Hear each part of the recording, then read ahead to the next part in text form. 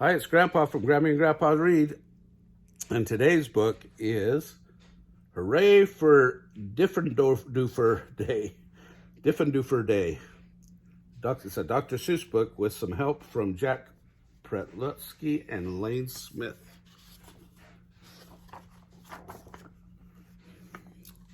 I've always lived in Dinkerville. My friends all live here too. We go to Diffendoofer School. We're happy that we do. Our school is at the corner of Dinkzuber and Dinkzot.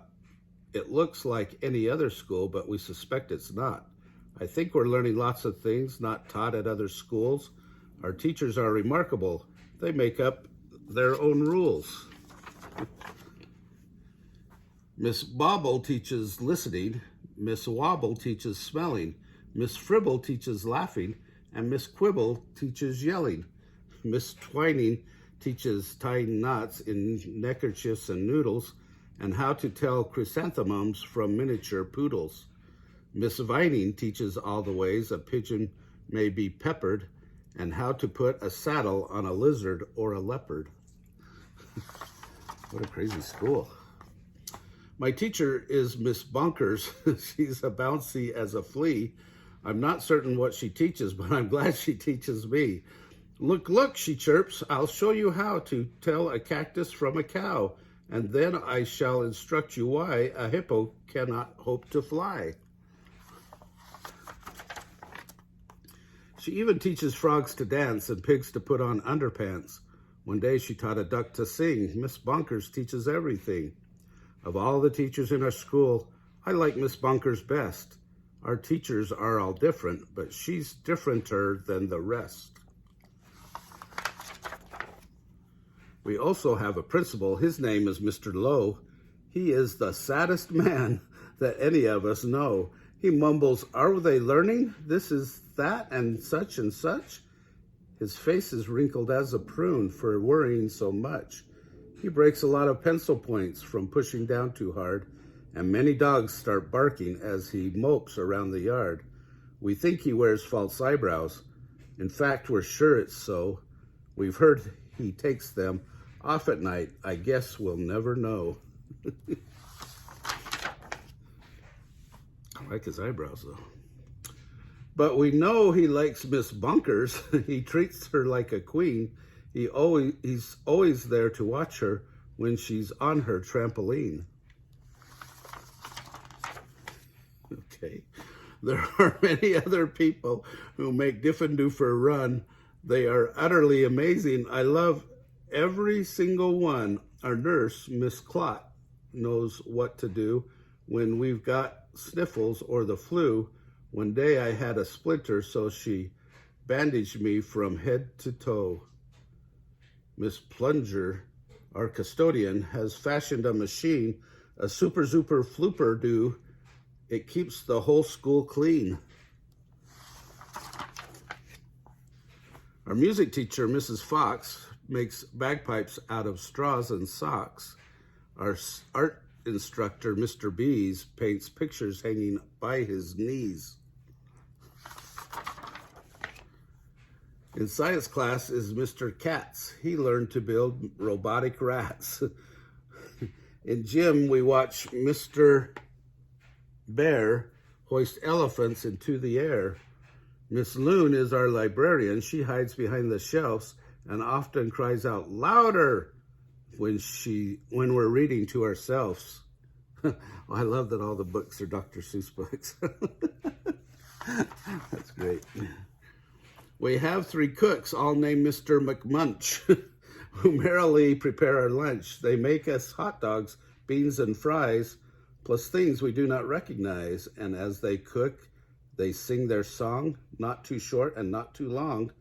Roast and toast and slice and dice. Cooking lunch is so nice. We were eating their concoctions, telling jokes and making noise when Mr. Lowe appeared and howled, "Attention, girls and boys." We began to fuss and fidget, scratch and mutter, sneeze and cough. He shook his head so hard we thought his eyebrows would come off. He wrung his hands, he cleared his throat, he shed a single tear. then sobbed, "I've something to announce, and that is why I'm here. All schools for miles and miles around must take a special test to see who's learning such and such, to see which school's the best.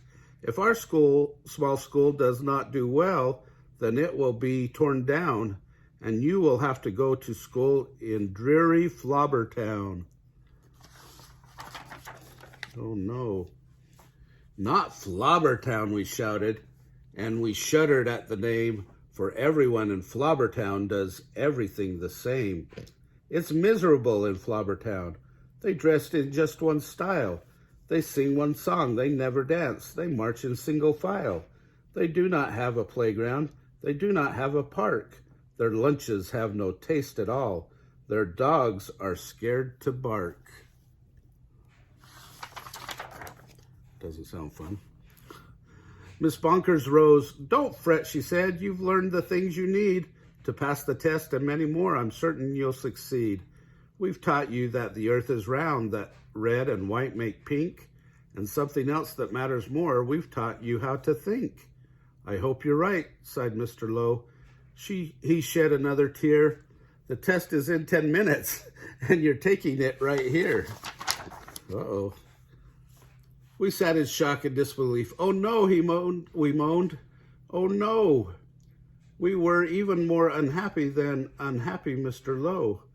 But then the test was handed out. "Yahoo!" we yelled, "Yahoo!" For it was filled with all the things that we all knew we knew. There were questions about noodles, about poodles, frogs, and yelling, about listening and laughing, and chrysanthemums and smelling. There were questions about other things we'd never seen or heard, and yet we somehow answered them, enjoying every word.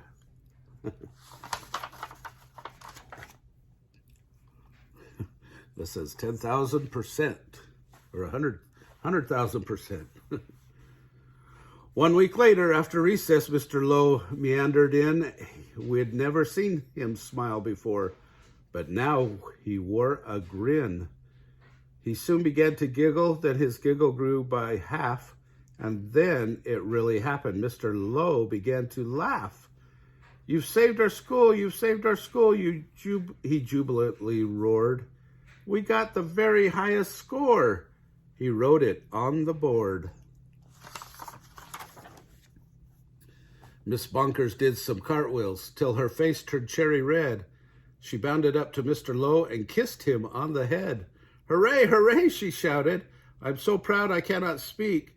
So she did another cartwheel and she pecked him on the cheek.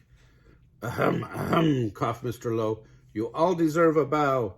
I thus declare a holiday. It starts exactly now. Because you've done so splendidly in every sort of way, this day forever shall be known as Diffendoofer Day. And furthermore, I promise I won't ever wear a frown, for now I know we'll never go to dreary Flobbertown." Then we held a celebration. There was a pizza, milk, and cake. Like everyone, I ate too much, and I got a bellyache. We laughed and whooped and hollered the entire school day long. Then we all sang triumphantly the Diffendoofer song. "We love you, Diffendoofer School. We definitely do. There surely is no other school that's anything like you. You're gribulous, you're grobulous. Each day we love you more. You are the school we treasure and unceasingly adore. Oh, finest school in Dinkerville, the only one as well. We love you, Diffendoofer School, much more than we can tell. You are so Diffendooferous, it gives us joy to say, 3 cheers for Diffendoofer School." I guess that was their song. I don't know the words, though. "Hooray, hooray, hooray." I guess that's the end. Anyway, I hope you liked the book. Remember to subscribe to our channel and give us a big thumbs up.